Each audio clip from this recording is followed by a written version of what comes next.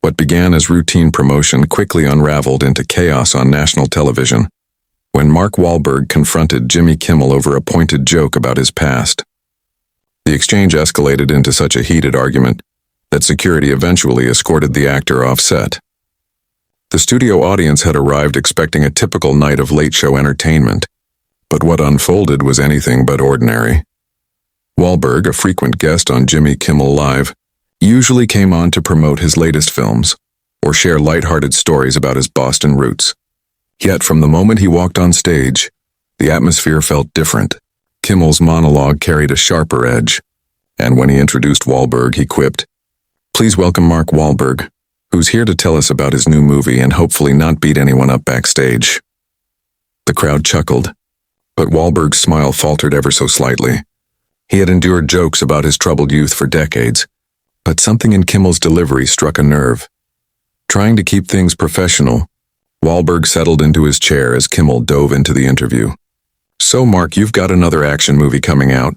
At 53, when do you think you'll finally retire from pretending to be tough on screen?" Wahlberg's jaw tightened as he replied that as long as audiences valued authentic stories about people overcoming challenges, there would always be a place for his kind of filmmaking.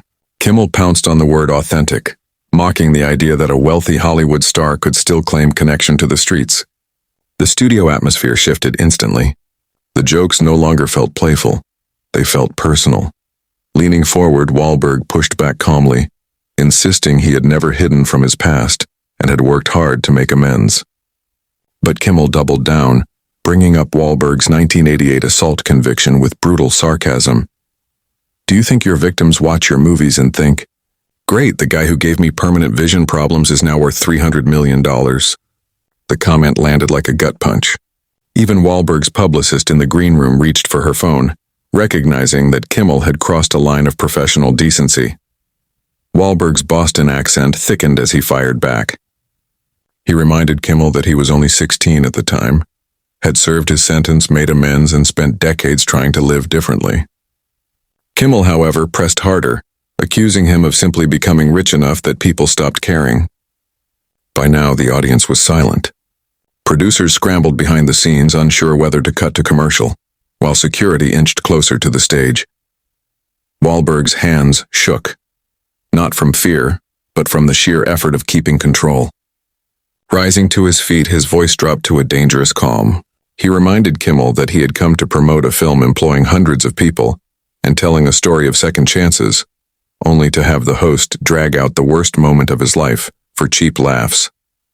Kimmel, sensing the tension but unwilling to yield, claimed he was simply asking questions the public wanted answered, calling it journalism. That word pushed Wahlberg over the edge. "This isn't journalism," he snapped. "This is a hit job, and for someone who's built his career on mocking people who can't fight back, that's pretty rich." The air in the studio grew thick with unease. Audience members shifted nervously as Kimmel's usual confidence began to crack. Security moved closer. For the first time, Kimmel suggested a commercial break, but Wahlberg refused. "No, Jimmy. Let's finish this conversation." Now standing over the host, Wahlberg's quiet intensity was far more intimidating than any outburst could have been. Kimmel, flushed and flustered, tried to regain ground by suggesting Wahlberg was simply being too sensitive. But at that point, the damage had already been done. The interview had devolved into an open standoff, and the late-night stage had transformed into a battleground of egos. "This is comedy. It's what we do. If you can't handle a few jokes about your past, maybe you shouldn't be in Hollywood," Kimmel said. The words hung in the air like poison, and several audience members audibly gasped. Even his own bandleader shook his head, realizing their host had just made a catastrophic error in judgment. Wahlberg's face turned stone cold. "Sensitive? Jimmy?" Wahlberg's voice cut through the silence. "Let me tell you something about sensitivity. I was a 16-year-old kid from a broken home, addicted to cocaine, angry at the world. I hurt people, and that's something I have to live with every single day. But you know what? I don't have to live with some privileged comedian from Brooklyn lecturing me about my past while he sits behind a desk worth more than most people's houses." The shot landed. Kimmel's face flushed deeper red as his voice sharpened defensively. "Privileged? I worked my way up from nothing, just like you claim you did." "Claim? Wahlberg stepped closer to the desk, his voice rising. I didn't claim anything, Jimmy, I lived it. While you were making prank calls for radio stations, I was trying not to get shot walking to school. While you were kissing up to celebrities for interviews, I was working construction at 4 a.m. to pay for acting classes. The audience was silent, transfixed by the raw emotion crackling between the two men. This wasn't banter or a stunt for ratings. It was an ugly, unfiltered clash playing out in real time. Kimmel tried to laugh it off, but the sound was hollow. Come on, Mark, you're taking this way too seriously. We're both entertainers here. We both know how this game works. Game. Wahlberg's voice dropped to a whisper so sharp it seemed to cut through the studio. This isn't a game to me, Jimmy. My past isn't entertainment for your audience. The people I hurt weren't punchlines for your monologue, and the work I've done to make things right isn't material for your jokes. Under the blazing studio lights, sweat beaded across Kimmel's forehead. His writers gestured frantically from the booth, but he couldn't see them. He was trapped in this moment with a furious Wahlberg and no exit. You want to know what's really funny, Jimmy? Wahlberg continued, his voice growing stronger. You sit here every night making jokes about other people's lives, struggles, and mistakes. But when was the last time you put yourself on the line? When was the last time you risked anything real? Kimmel snapped back, his tone sharp and reckless. At least I never blinded anyone in a racially motivated attack. The words cut through the room like a knife. It was cruel, deeply personal, and instantly regrettable. Even the camera operators froze, unsure whether to keep filming. Wahlberg's entire body went rigid, fists clenched at his sides. For a moment, everyone in the studio held their breath, wondering if they were about to witness something explosive. Get up, Wahlberg said quietly. What? Kimmel's voice cracked. I said get up. Stand up and say that to my face like a man instead of hiding behind your desk like a coward. Kimmel stayed seated, his bravado crumbling. Mark, I think we should really take that break now. Stand up. Wahlberg's voice thundered across the studio, startling several audience members. You want to drag up my past? You want to joke about the worst thing I ever did? Then have the courage to look me in the eye. Don't do it from behind your little desk where you feel safe. Kimmel's hands shook as he gripped the desk. Security inched closer, unsure how to act in a situation where the guest wasn't attacking but demanding a confrontation. Wahlberg pressed on. You know what your problem is, Jimmy? You've spent so many years hiding behind jokes and sarcasm that you've forgotten how to be a real person. You think being funny gives you license to be cruel. You think entertainment excuses cruelty.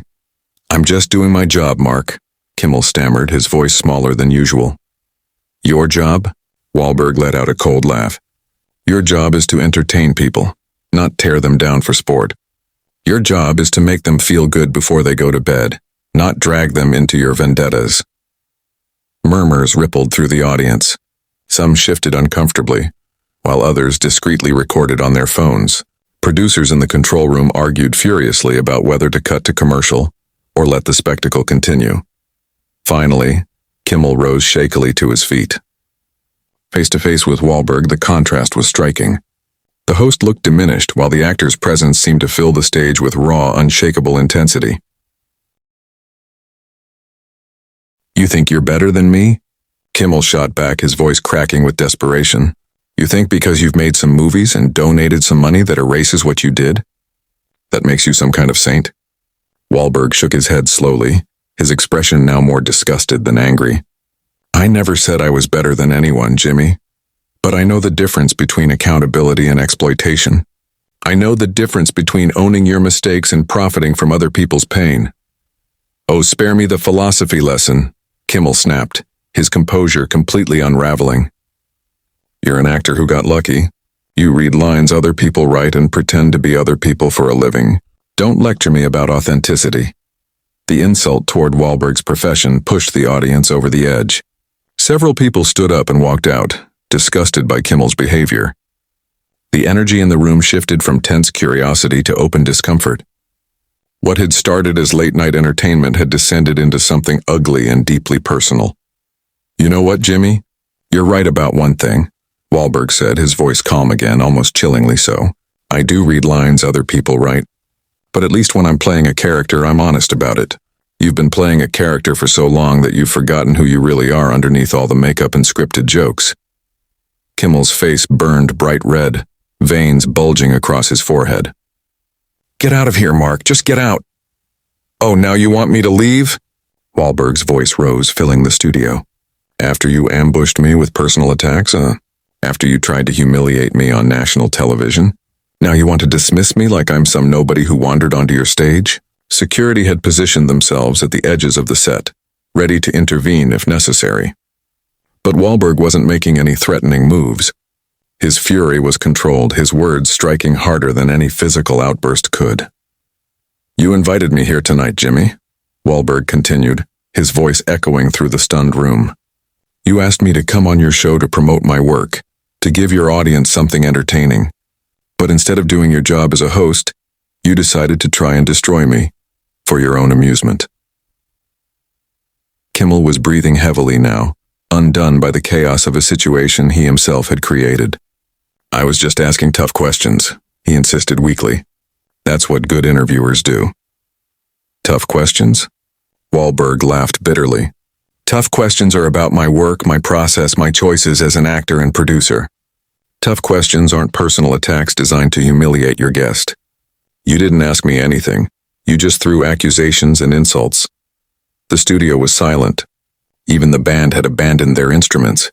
All that remained was the sound of two men tearing into each other in front of a live audience, exposing truths no one expected to hear. "You want to know the really sad part, Jimmy?" Wahlberg said, his voice dropping to a whisper that somehow carried to every corner of the studio. "You're actually talented. You're funny when you want to be. You can be charming. But somewhere along the way you decided that being cruel was easier than being creative." That landed harder than any insult before it. Kimmel's eyes glistened, though it was unclear whether from anger or something deeper. "Don't you dare try to psychoanalyze me," he snapped, his voice cracking. "You don't know anything about me or what I've been through." "You're right, I don't," Wahlberg admitted, his tone steady. "Because you hide behind your jokes and your sarcasm and your fake smile. You never let anyone see who you really are. At least I've been honest about my failures. At least I've admitted when I was wrong and tried to make it right." The confrontation had grown so personal, so raw, that it was no longer entertainment.